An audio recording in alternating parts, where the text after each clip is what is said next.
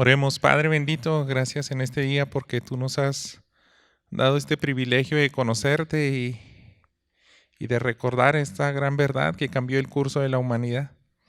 Gracias, Señor, porque aunque muchos lo desprecian, tú tuviste a bien que nosotros no lo siguiéramos haciendo, sino que este día es de nuestras celebraciones más significativas, igual que tu venida aquí, Señor, igual que cuando tú has cambiado el rumbo de nuestras vidas y has entrado en nuestro corazón, lo has transformado, pero también hoy recordamos, Señor, tu poder para resucitar, cómo venciste la muerte y agradecemos, Señor, por esa bondad manifestada en nuestras vidas, por esa obediencia al Padre. Y te recordamos, Señor, en esta mañana, queremos pedirte que tu Espíritu Santo nos ayude a salir bendecidos, a estar bien atentos para recordar como se merece, Señor, que el Rey del Universo entregó su vida y pudo volver a tomarla. En tus manos nos ponemos en nombre de Cristo Jesús. Amén. Tomen sus lugares, hermanos, y abran la Biblia en Mateo 28. Vamos a hablar acerca de la Gran Comisión, pero en específico esa parte de donde dice, toda autoridad me ha sido a... Así empieza, ¿verdad?, la Gran Comisión de nuestro Señor Jesús, y así le quise titular hoy, toda autoridad a Cristo.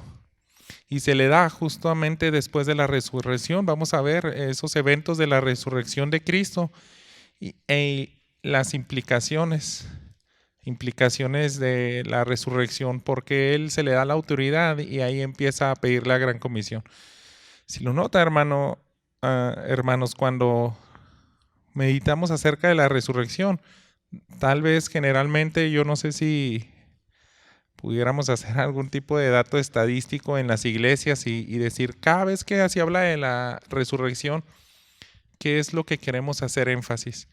Y muchas veces puede ser acerca del dolor, que es válido y lo vimos no hace muchos domingos.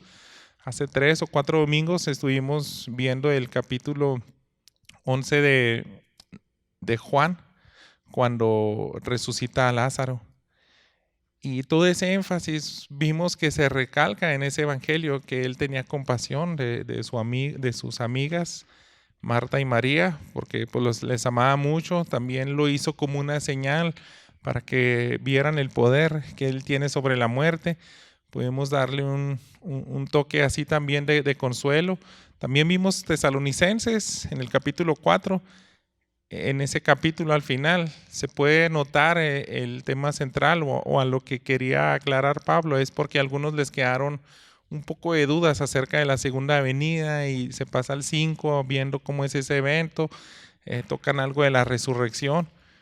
Pero aquí en el capítulo 28 de Mateo, hermanos, me llama la atención de que todo está centrado a la Gran Comisión.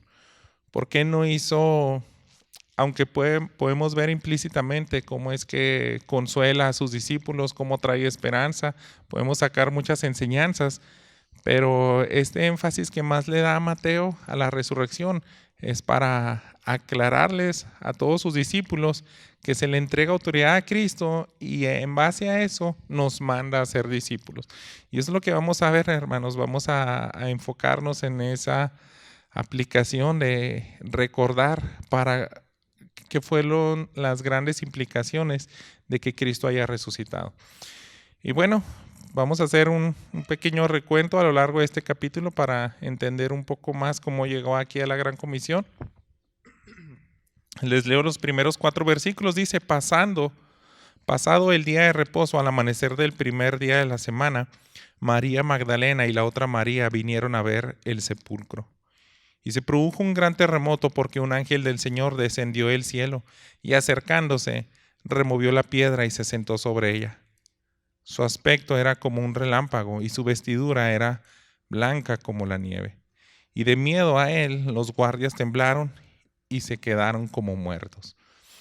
Así inicia el día de resurrección de nuestro Señor Jesús. Jesús resucita al tercer día y nosotros sabemos la razón de por qué habían guardias ahí que se quedan como petrificados, ¿verdad?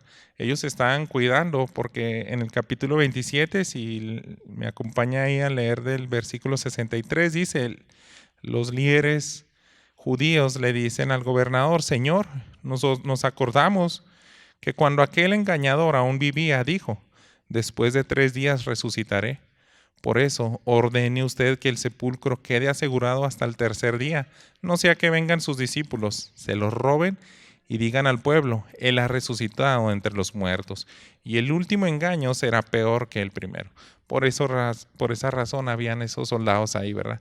Pero ellos se sorprenden por todos estos eventos que nos declara que hasta hubo pues un terremoto, y ver a un ángel, a alguien con unas vestiduras tan resplandecientes, pues eso impacta. Yo creo que a lo mejor unos casi se pudieran haber desmayado de la impresión, ¿verdad? Porque dice que se quedaron con gran asombro. Y en esa manifestación de poder ya está la resurrección de Cristo, hermanos. Y ya está el brazo poderoso, pues por encima de cualquier plan humano que quiera impedir que vean que esto es una realidad. Y así es nuestro Señor, ¿verdad? Pero fíjense, en el versículo 5 continúa el ángel, ahora les dice él, dijo a las mujeres: ustedes no teman, porque yo sé que buscan a Jesús, el que fue crucificado. No está aquí, porque ha resucitado tal como él dijo. Vengan, vean el lugar donde estaba puesto. Vayan pronto y digan a sus discípulos que Él ha resucitado entre los muertos, y Él va delante de ustedes a Galilea. Ahí lo verán. Miren, se los he dicho. Bueno, el ángel les dice, esto pues no es nada nuevo. Jesús mismo se los había dicho no más de una ocasión, 2, 3. Yo creo que Él varias veces, y al menos los evangelios lo registran. Si vamos al capítulo 20 de Mateo, en las palabras de nuestro Señor Jesús, aquí dice en el versículo 17, cuando Jesús iba subiendo a Jerusalén, tomó aparte a los 12 discípulos y por el camino les dijo: ahora subimos a Jerusalén, y el Hijo del Hombre será entregado a los principales sacerdotes y escribas, y lo condenarán a muerte, y lo entregarán a los gentiles para burlarse de él, lo azotarán y crucificarán, pero al tercer día resucitará. Entonces, semanas atrás, yo creo, les había dicho esta verdad, y el ángel les estaba recordando. Él mismo lo dijo con estas palabras tan exactas, hermanos. Se fijan, Jesús dijo: yo no voy a morir pues lapidado, apedreado o de cualquier otra manera. Dice: voy a morir crucificado y al tercer día voy a resucitar. El ángel les está diciendo, acuérdense, Él ya se los había anticipado. Pero, hermanos, aquí empieza a haber un énfasis acerca de algo muy importante y que repite 2 veces este capítulo de Mateo. La primera vez se encuentra aquí, en el versículo 7, dice: vayan pronto, digan a sus discípulos que Él ha resucitado entre los muertos y Él va delante de ustedes a Galilea. Entonces Él quiere reunirse para darle algo muy importante en Galilea. Tal vez los otros evangelios, y porque sabemos que Jesús por 40 días por varios días estuvo apareciendo con ellos, pero Mateo quiso registrar el último capítulo de su evangelio, es decir, había algo muy importante que nos tenía que decir, y tenía que ser en Galilea. Tenía que ser en ese lugar a los discípulos. Para Mateo era donde más se tenía que haber hecho énfasis después de la resurrección. Y vamos a ver por qué, hermanos. Continuamos en el versículo 8. Ellas, alejándose a toda prisa del sepulcro con temor y gran gozo, corrieron a dar la noticia a los discípulos. De repente Jesús les salió al encuentro diciendo: saludos. Y ellas, acercándose, abrazaron sus pies y lo adoraron. Entonces Jesús les dijo: no teman, vayan, avisen a mis hermanos que vayan a Galilea y ahí me verán.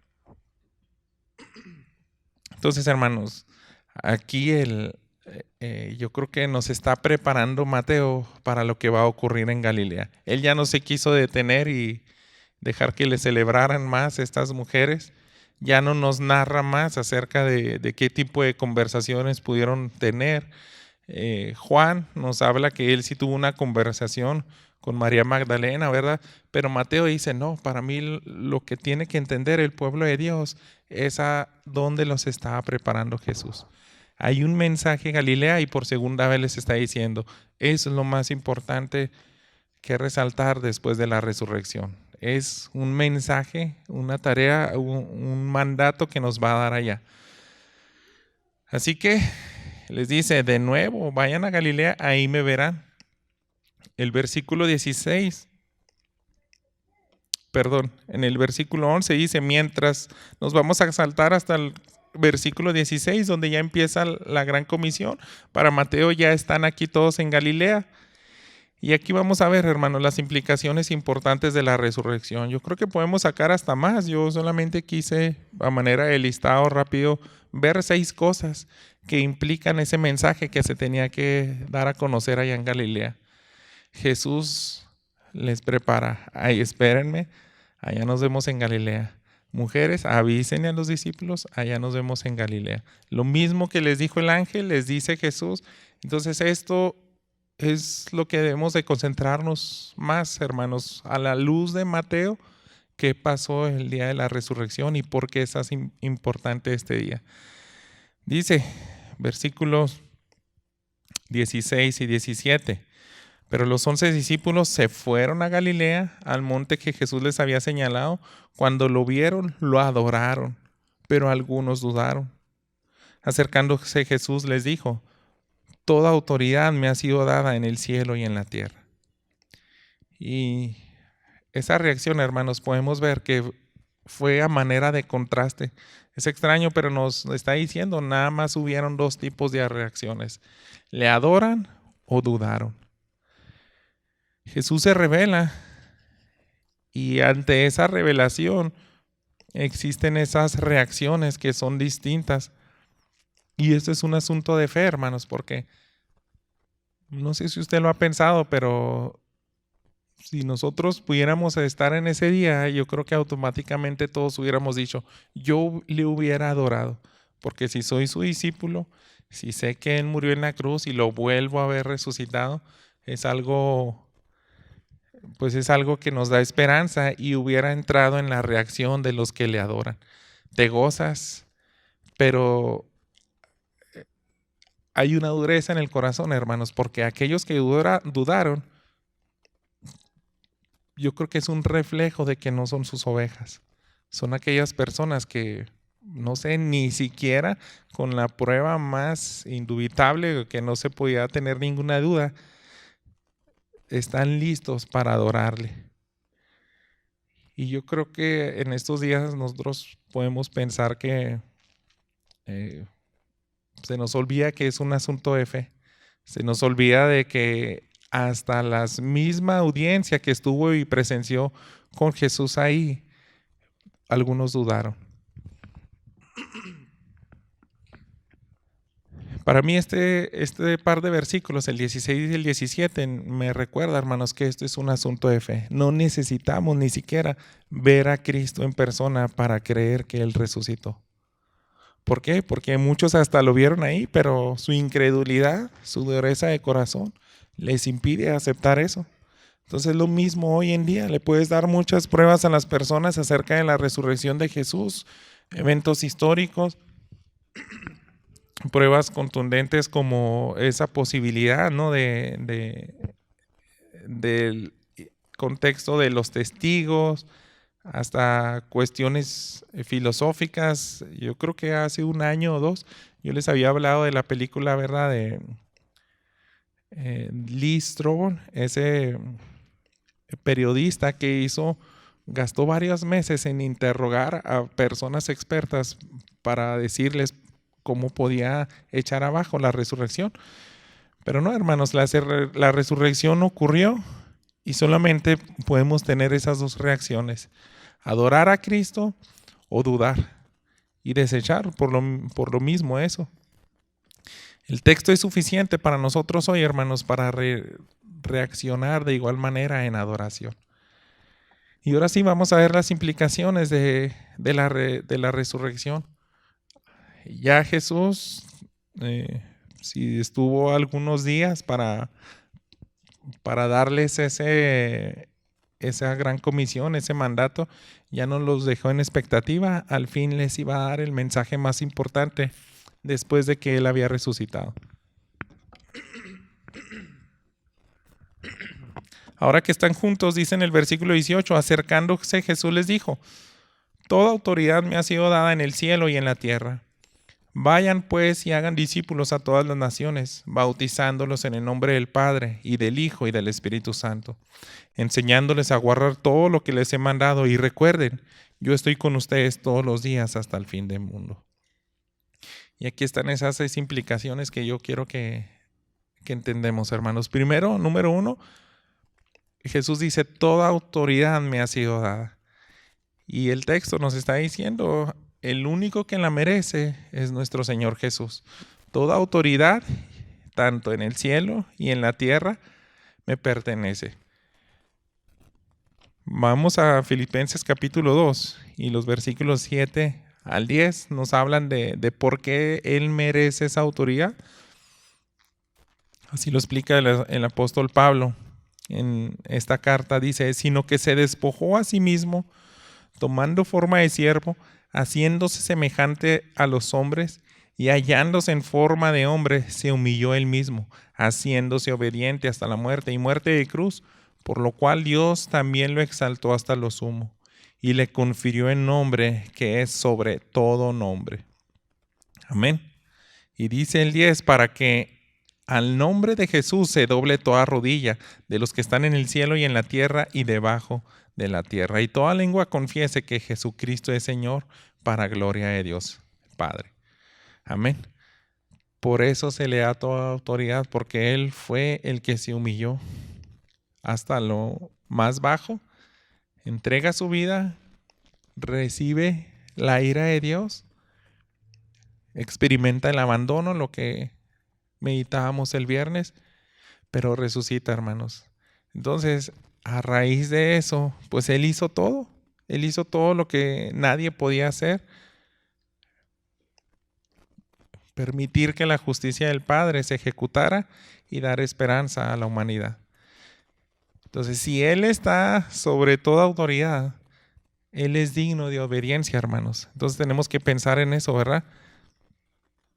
Él hizo todo eso porque quería ejecutar el plan de redención, quería buscar la gloria de Dios, quería agradar al Padre haciendo su voluntad, ¿verdad? Solamente así pudo aplacar la ira.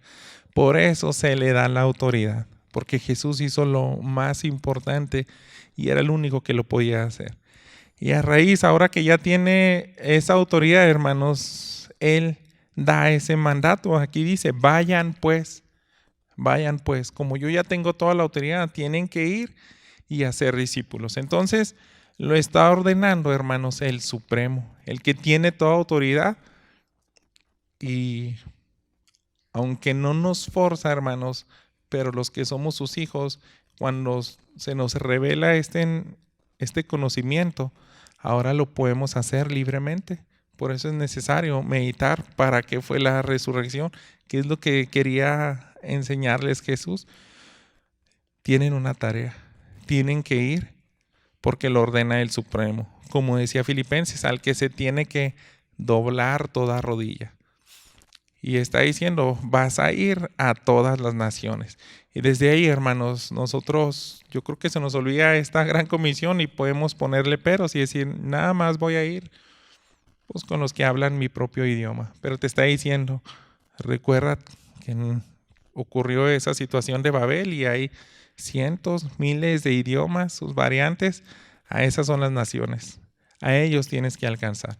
Mínimo, pues deberíamos de orar y tratar de involucrarnos con tal vez 2 o 3 lenguas distintas a las de nosotros, hermanos. ¿Y qué otra implicación viene? Dice, tienes que hacer discípulos.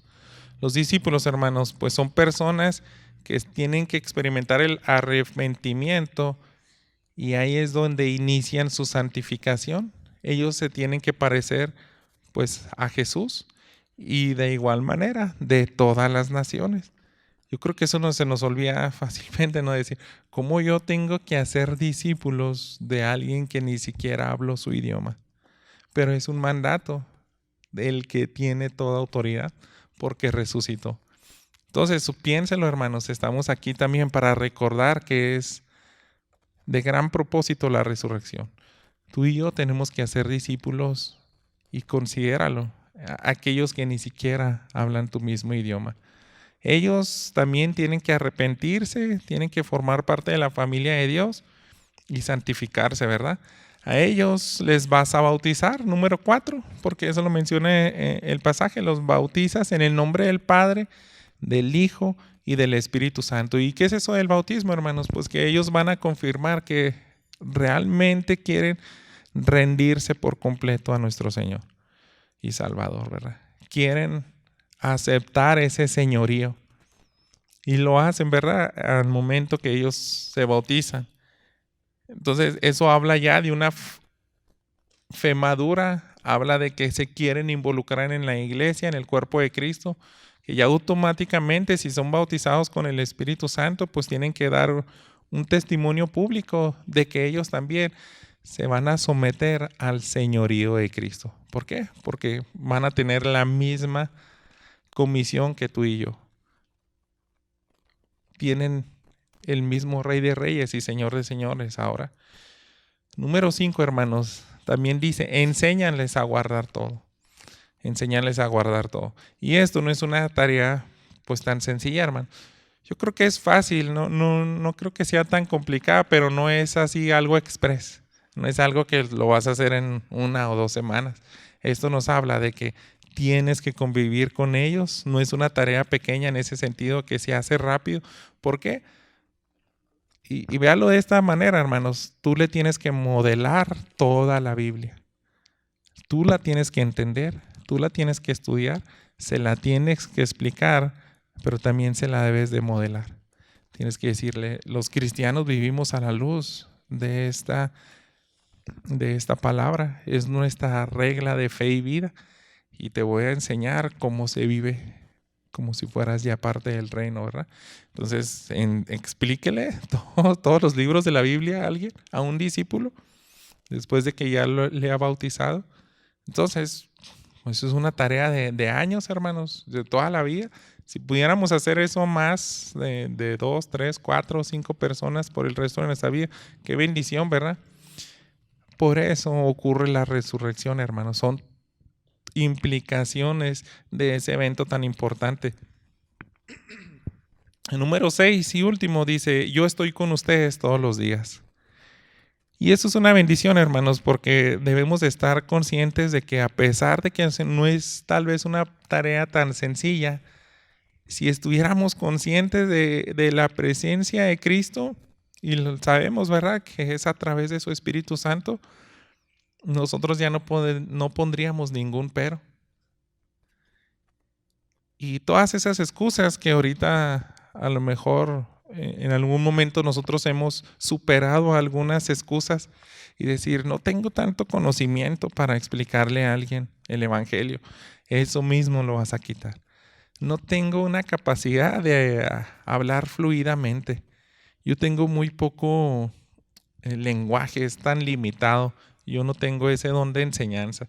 Algunos pueden decir, y pues tenemos un pastor aquí en la convención que era similar a Moisés, ¿ves? Literalmente soy tartamudo, pero cuando él predica, pues puede fluir. Entonces quitaríamos cualquier pretexto, hermanos, si estamos conscientes de que la presencia de Cristo está ahí. Haga este ejercicio rápidamente. Imagínese que Dios le dice, comparte a la primer persona que te topes saliendo de este templo. La primera persona. No importa que ni sea familiar, si no vas a la casa y te topas a alguien ahí en la calle. Entonces vas a decir, pues, no me siento preparado, no lo voy a hacer, no creo. Pero imagínate que estuvieras completamente convencidos de que Jesús va a estar a tu lado y va a estar aquí físicamente, tus ojos van a decir, ándale, quiero ver a ver cómo lo haces. No te agüites si te vas a equivocar o algo, pues yo voy a estar aquí, yo te voy a animar.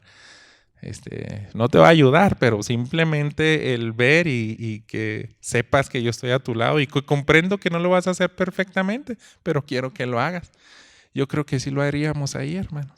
O sea, si supiéramos que Jesús mismo resucitado está aquí a nuestro lado y decir, bueno, pues ahí me corriges y ojalá que pueda mejorar, pero ahí va. A lo mejor haciendo cosas extrañas, ¿verdad? Pero esa misma presencia, hermanos, la hemos de tener presente. Cristo resucitó, se le da toda autoridad. Y lo que más quería que entendiera el creyente y los discípulos es que debemos de hacer discípulos, debemos de ir a todas las naciones, debemos de comprender que Él es digno de toda obediencia, que Él se le dio toda esa autoridad porque murió en la cruz, recibió la ira de Dios y resucitó, ¿verdad? Al tercer día.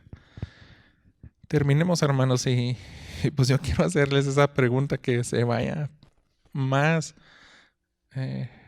con más reflexión acerca de esto. ¿Vas a obedecer y irás por aquellos que parecen inalcanzables? Y haga una lista, hermanos, los que más se nos parecen difícil de compartir, después de que a lo mejor quitemos algunos de nuestros obstáculos. Pero piensa, hermanos, en brujos, piensa en asesinos, piensa en naciones tan difícil de accesar como Corea del Norte. ¿Irás por ellos?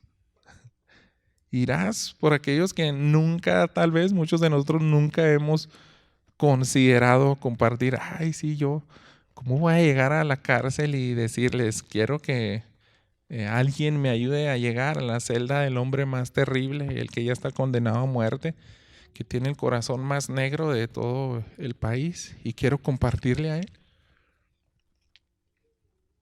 Yo creo, hermanos, que cuando estemos conscientes de la resurrección de Cristo, vamos a anhelar hacer ese tipo de cosas. Vamos a decir, tal vez yo nunca vaya a pisar un país de esos tan extremos, pero voy a orar, voy a ofrendar. Y es más, sí voy a ir. Así son las historias de los misioneros, hermanos. Me acuerdo mucho de una misionera que, ahí me recuerdas el nombre porque ahorita se ríe porque digo, ya se me están cruzando los cables de que estos últimos días he leído tantas biografías, ya ni sé cuál es cuál. Pero era una misionera que simplemente trabajaba en una fábrica para el vivir diario. Y ella se acordó y creo que era Mary Lesor. Ella dijo, no estoy haciendo nada para continuar la gran comisión que uno de los misioneros que ella admiraba, David Livingstone, él dijo, tenemos que continuar esta tarea. Y dice, yo como en un país ahí en Europa, en Escocia, dice, ¿cómo voy a ir hasta allá? Si apenas tengo para sobrevivir y mantener a mi familia. O sea, vivo en la pobreza. Pero ella, hermanos, no se detuvo. Ella terminó yendo a África y penetró esos lugares.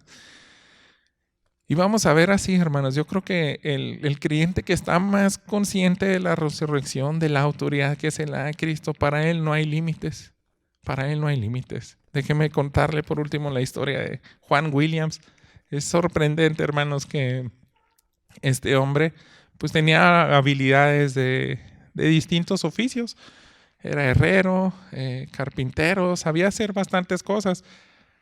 Pero él sabía que tenía que ir a unas islas donde habían caníbales, ahí cerca de Australia, y en ese viaje que tardó como un año en un barco, todo ese año, él se la pasó preguntándole al capitán cómo funciona el barco, cómo se fabrica. Lo veía de arriba abajo, visitó todos los compartimentos, absolutamente quería grabarse cómo es un barco. Y cuando llega a la isla dice, yo tengo que construir un barco. Y solamente tenía muy pocos metales. Dice, por ahí había una cadena que se quedó olvidada, yo creo, de un barco de hace muchos años. Y tenía muy poquitas cosas, solamente un martillo, no tenía mucha herramienta. Pero él se las ingenió e inventó cosas para que con todos los recursos naturales de esa isla hizo un barco. Y era un barco así muy curioso, ¿no? O sea, nada bonito, pero hacía la función de barco, que no lo destruyeran las tormentas. Y este misionero viajó y evangelizó muchas islas. Y a veces dejaba a sus discípulos, a veces se llegaba a una isla y ya sabíamos que eran tan agresivos, decíamos, vamos a regresar después. ¿Por qué? Porque pues nos quieren comer. Pero dice, algunos de los discípulos estaban bien convencidos y decían, no, a mí déjame que sea lo que Dios quiera. Bueno, oraban, lo dejaban, todos los demás se iban. Y gloria a Dios que después de meses decían, no, se convirtió toda la isla. Entonces, hermanos, ellos estaban conscientes, Jesús va conmigo y pase lo que pase, yo lo puedo hacer. De las islas donde empezó este misionero, yo creo a 2,000 o 3,000 millas, dice, se fue alejando de isla en isla, pero ya llega a unas islas de Samoa. Y dice, eran las más terribles, nunca nos habíamos encontrado con unas islas así.